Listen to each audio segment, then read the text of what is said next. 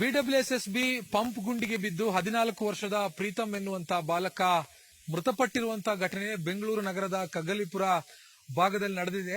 ಸದ್ಯಕ್ಕೆ ನಾನು ಎಲ್ಲಿ ಘಟನೆ ನಡೆದಿತ್ತೋ ಅದೇ ಜಾಗದಲ್ಲಿ ನಿಂತಿದ್ದೀನಿ. ಇದು ಕಗ್ಗಲೀಪುರದ ತಾತಗುಣಿ ಅನ್ನುವಂತ ಒಂದು ಗ್ರಾಮದ ಪೈಪ್ಲೈನ್ ಮುಖ್ಯ ರಸ್ತೆ. ಈ ಪೈಪ್ಲೈನ್ ಮುಖ್ಯ ರಸ್ತೆಯಲ್ಲಿ ಪಕ್ಕದಲ್ಲಿ ನಿರ್ಮಾಣ ಮಾಡಿರುವಂತಹ ಆ ಒಂದು ಪಂಪ್ ಗುಂಡಿ ಏನಿದೆ, ಆ ಗುಂಡಿಗೆ ಬಿದ್ದು 28ನೇ ತಾರೀಕು ಜನವರಿ 28ನೇ ತಾರೀಕಿನಂದು ಸಂಜೆ ಹೊತ್ತಿಗೆ 14 ವರ್ಷದ ಬಾಲಕ ನಡ್ಕೊಂಡು ಹೋಗ್ತಿರ್ಬೇಕಾದ್ರೆ ಆಟ ಆಡಕ್ಕೆ ಈ ಭಾಗಕ್ಕೆ ಬಂದಿರ್ತಾನೆ. ಬರುವಂತ ಸಂದರ್ಭದಲ್ಲಿ ಆತ ಏಕಾಏಕಿಯಾಗಿ ಈ ಒಂದು ಗುಂಡಿಗೆ ಬಿದ್ದು ಸಾವನ್ನಪ್ಪಿರ್ತಾನೆ. ಆದ್ರೆ ಈ ಒಂದು ಘಟನೆ ನಡೆದು 4-5 ದಿನಗಳಾಗಿದ್ರೂ ಕೂಡ ಆತನ ಪೋಷಕರಿಗಾಗ್ಲಿ ಇದಕ್ಕೆ ಸಂಬಂಧಪಟ್ಟಿರುವಂತಹ ಅಧಿಕಾರಿಗಳಿಗಾಗ್ಲಿ ಯಾರಿಗೂ ಕೂಡ ಈ ವಿಷಯ ತಿಳಿದಿರೋದಿರಲಿಲ್ಲ. 4-5 ದಿನಗಳ ಬಳಿಕ ನಿನ್ನೆ ಸಂಜೆ ಆತನ ಮೃತದೇಹ, ಆ ನೀರಿನಲ್ಲಿ ಮುಳುಗಿರುವಂತ ಮೃತದೇಹ ಮೇಲಕ್ಕೆ ಬಂದು ವಾಸನೆ ಬಂದಿರುವಂತ ಕಾರಣಕ್ಕಾಗಿ ಇಲ್ಲಿ ಓಡಾಡ್ತಿರುವಂತಹ ಜನರು ಸ್ಥಳೀಯರಿಗೆ ವಿಷಯನ ಮುಟ್ಟಿಸಿದಾಗ ಅದು ಆ 4-5 ದಿನಗಳ ಹಿಂದೆ ಕಾಣೆಯಾಗಿರುವಂತಹ 14 ವರ್ಷದ ಪ್ರೀತಮ್ ಅನ್ನೋದು ಖಚಿತ ಆಗುತ್ತೆ. ನೀವೇನು ಗುಂಡಿ ನೋಡ್ತಾ ಇದ್ದೀರಿ, ಈ ಗುಂಡಿಗೆ ಆತ ಅಚಾನಕ್ ಆಗಿ ಬಿದ್ದಿದ್ದಾನೆ. ಸುಮಾರು 7-8 ಅಡಿ ಆಳದಲ್ಲಿರುವಂತಹ ಒಂದು ಪಂಪ್ ಗುಂಡಿ ಇದು. ಈ ಭಾಗಕ್ಕೆ ನೀರು ಪೂರೈಕೆ ಮಾಡೋದಕ್ಕೆ ಬೇಕಾಗಿ ನಿರ್ಮಾಣ ಮಾಡಿರುವಂತಹ ಜಲಮಂಡಳಿ ಅಧಿಕಾರಿಗಳು ನಿರ್ಮಾಣ ಮಾಡಿರುವಂತಹ ಪಂಪ್ ಗುಂಡಿ.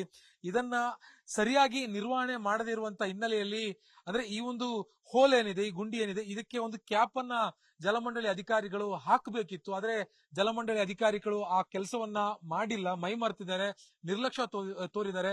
ಸೊ ಹೀಗಾಗಿ ಈ ಗುಂಡಿಗೆ 14 ವರ್ಷದ ಬಾಲಕ ಪ್ರೀತಮ್ ಬಿದ್ದು ಸಾವನ್ನಪ್ಪಿದ್ದಾನೆ. ಆತನ ಮೃತದೇಹ ಪತ್ತೆಯಾಗುವಂತ ಸಂದರ್ಭದಲ್ಲಿ ಸಂಪೂರ್ಣವಾಗಿ ಮೃತದೇಹ ಕೊಳೆತು ಹೋಗಿತ್ತು.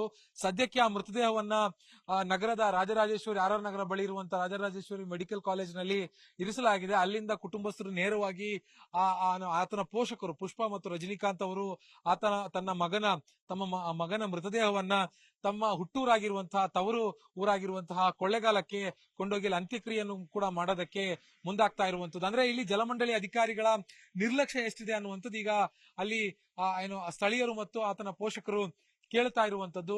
4-5 ದಿನಗಳ ಹಿಂದೆನೆ ಕಗ್ಗಲೀಪುರ ಪೊಲೀಸ್ ಠಾಣೆಯಲ್ಲಿ ದೂರನ್ನ ಕೊಟ್ಟಿದ್ರು ಕೂಡ ಸರಿಯಾಗಿರುವಂತಹ ರೆಸ್ಪಾನ್ಸ್ ಅನ್ನ, ಪ್ರತಿಕ್ರಿಯೆಯನ್ನ ಸ್ಥಳೀಯ ಪೊಲೀಸ್ ಠಾಣೆ ಅಧಿಕಾರಿಗಳು ಕೂಡ ನಮಗೆ ಕೊಟ್ಟಿಲ್ಲ. ಹೀಗಾಗಿ ನಮ್ಮ ಮಗನ ಸಾವಾಗಿದೆ ಅನ್ನುವಂಥದ್ದು ಆತನ ಪೋಷಕರು ಇದೀಗ ಆರೋಪವನ್ನ ಮಾಡ್ತಾ ಇರೋದು. ಬೆಂಗಳೂರಿನ ಕ್ಯಾಮರಾ ಪರ್ಸನ್ ರಾಯ್ಡು ಜೊತೆ Ashiq Mulki, news 8. BWSSB pump ಗುಂಡಿಗೆ ಬಿದ್ದು 14 ವರ್ಷದ ಪ್ರೀತಮ್ ಎನ್ನುವಂತ ಬಾಲಕ ಮೃತಪಟ್ಟಿರುವಂತಹ ಘಟನೆ ಬೆಂಗಳೂರು ನಗರದ ಕಗ್ಗಲೀಪುರ ಭಾಗದಲ್ಲಿ ನಡೆದಿದೆ. ಸದ್ಯಕ್ಕೆ ನಾನು ಎಲ್ಲಿ ಘಟನೆ ನಡೆದಿತ್ತೋ ಅದೇ ಜಾಗದಲ್ಲಿ ನಿಂತಿದ್ದೀನಿ.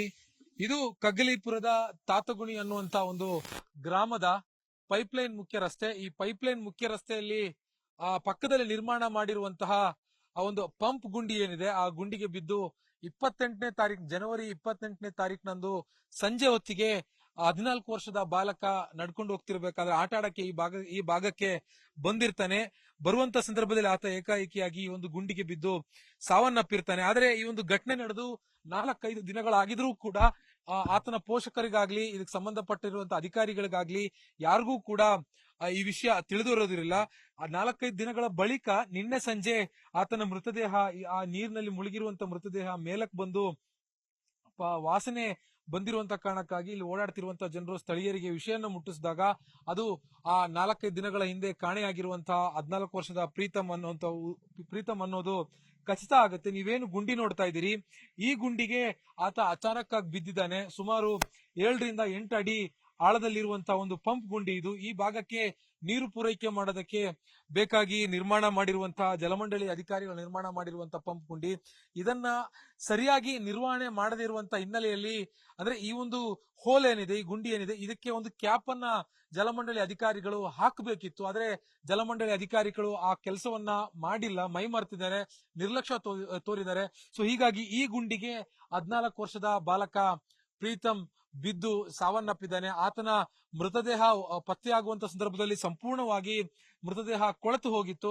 ಸದ್ಯಕ್ಕೆ ಆ ಮೃತದೇಹವನ್ನ ನಗರದ ರಾಜರಾಜೇಶ್ವರಿ ಆರ್ ನಗರ ಬಳಿ ಇರುವಂತಹ ರಾಜರಾಜೇಶ್ವರಿ ಮೆಡಿಕಲ್ ಕಾಲೇಜಿನಲ್ಲಿ ಇರಿಸಲಾಗಿದೆ. ಅಲ್ಲಿಂದ ಕುಟುಂಬಸ್ಥರು ನೇರವಾಗಿ ಆತನ ಪೋಷಕರು ಪುಷ್ಪಾ ಮತ್ತು ರಜನಿಕಾಂತ್ ಅವರು ತಮ್ಮ ಮಗನ ಮೃತದೇಹವನ್ನ ತಮ್ಮ ಹುಟ್ಟೂರಾಗಿರುವಂತಹ ತವರು ಊರಾಗಿರುವಂತಹ ಕೊಳ್ಳೆಗಾಲಕ್ಕೆ ಕೊಂಡೋಗಿ ಅಂತ್ಯಕ್ರಿಯೆಯನ್ನು ಕೂಡ ಮಾಡೋದಕ್ಕೆ ಮುಂದಾಗ್ತಾ ಇರುವಂತದ್ದು. ಅಂದ್ರೆ ಇಲ್ಲಿ ಜಲಮಂಡಳಿ ಅಧಿಕಾರಿಗಳ ನಿರ್ಲಕ್ಷ್ಯ ಎಷ್ಟಿದೆ ಅನ್ನುವಂಥದ್ದು ಈಗ ಅಲ್ಲಿ ಸ್ಥಳೀಯರು ಮತ್ತು ಆತನ ಪೋಷಕರು ಕೇಳ್ತಾ ಇರುವಂತದ್ದು.